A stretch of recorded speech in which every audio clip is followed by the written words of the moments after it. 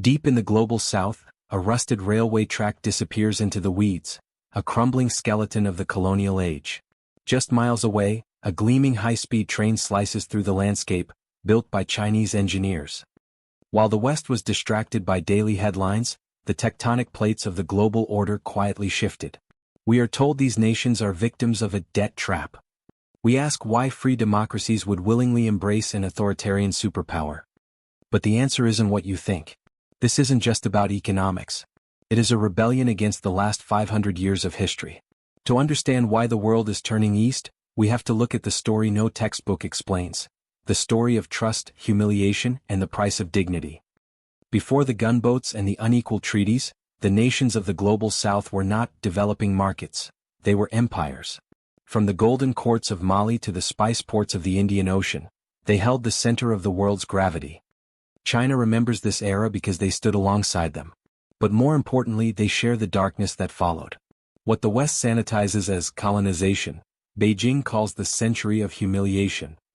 This is the psychological bridge that Western diplomats often miss. When Chinese representatives arrive in Latin America or Africa, they don't just bring contracts. They bring a shared memory of a world turned upside down by foreign powers. This isn't just a transactional relationship. It is an emotional one. These nations don't just share economic goals. They recognize each other's scars, and that shared trauma creates a bond that no amount of Western aid money can buy. For the latter half of the 20th century, the West offered a helping hand that felt more like a closed fist. The era of direct colonization ended, but it was replaced by something subtler and perhaps more suffocating: conditional aid. In the boardrooms of the IMF and the World Bank, loans were granted, but the price was sovereignty. If a developing nation wanted funds for a dam or a hospital, they first had to swallow a bitter pill of structural adjustment. Privatize your water, cut your social spending, and mirror our politics. Picture the scene: Western diplomats sitting in air-conditioned offices, lecturing local leaders on human rights and fiscal responsibility, while outside the window, the streets remained unpaved and the power grid failed every night. To the global south, this wasn't partnership. It was paternalism. The message was clear: we will help you, but only if you behave like us. It created a deep, festering resentment. The West seemed more interested in exporting its morality than in building the factories necessary for real wealth. It was a relationship defined by a teacher-student dynamic, where aid felt like charity designed to keep them surviving, but never thriving. By the early 2000s, this disconnect turned into a crisis of stagnation.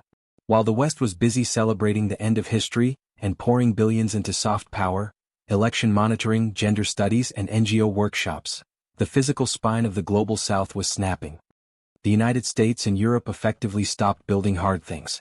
They stopped funding dams, railways, and ports, viewing them as too risky, too corrupt, or environmentally unfashionable.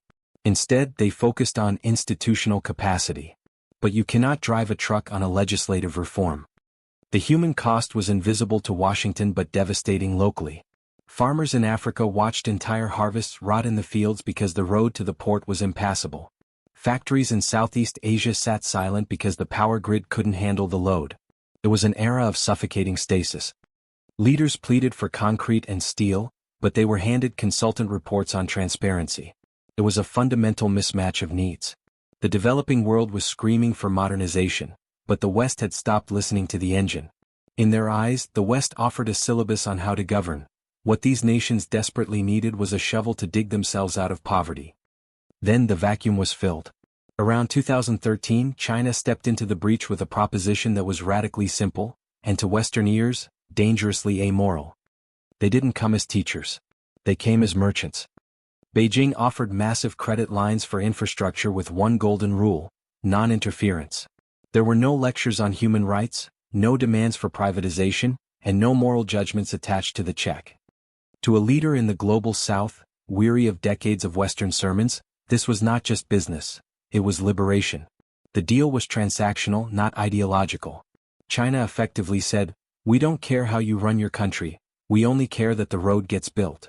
It was a handshake between sovereigns, not a lesson from a superior. And for the first time in decades, the answer to the question, "Can we build this?" was finally, yes. Almost overnight, the blueprints turned into concrete reality. The transformation was not subtle, it was undeniable. In Ethiopia, A modern metro system now snakes through the capital, the first of its kind in sub-Saharan Africa. In Laos, a landlocked nation isolated by mountains is now connected to the global economy by a high-speed railway that defies geography. In Pakistan, deep-water ports are rising from the dust. Western headlines scream about debt traps and unsustainable loans, and to be clear, the financial risks are real and heavy. But walk the streets of these capitals and the perspective shifts. To a citizen who has waited a lifetime for a reliable bus or 24-hour electricity, the debt is an abstract figure on a balance sheet. The train arriving on time is a daily miracle. This construction boom offers something the West never understood: visible modernity. It is a psychological coup. These gleaming stations and skylines tell the people of the global South that they are no longer stuck in the past. They are participants in the future. It isn't just a road, it is a declaration of existence, a monument of steel and glass that says, "We have arrived." This shift has crystallized into a new geopolitical reality. The line to join the BRICS alliance grows longer every year, a clear vote of no confidence in the G7's authority. Suddenly, Western powers are scrambling. They are rushing to announce their own infrastructure initiatives, trying to outbid Beijing. But to the global South, these late offers look less like leadership and more like panic, a reaction to losing control rather than a genuine desire to help. The Western monopoly on civilization is effectively over. The lesson for Washington and Brussels is harsh but necessary. Trust was not stolen by China, it was forfeited by the West. By ignoring the need for dignity and development, the West created a vacuum. Beijing simply walked in and filled it. Ultimately, history does not favor the righteous, it favors those who show up. The map has been redrawn not by treaties but by concrete. To understand the specific master plan behind this global strategy, and exactly how Beijing engineered this shift, watch this breakdown of the Belt and Road Initiative next.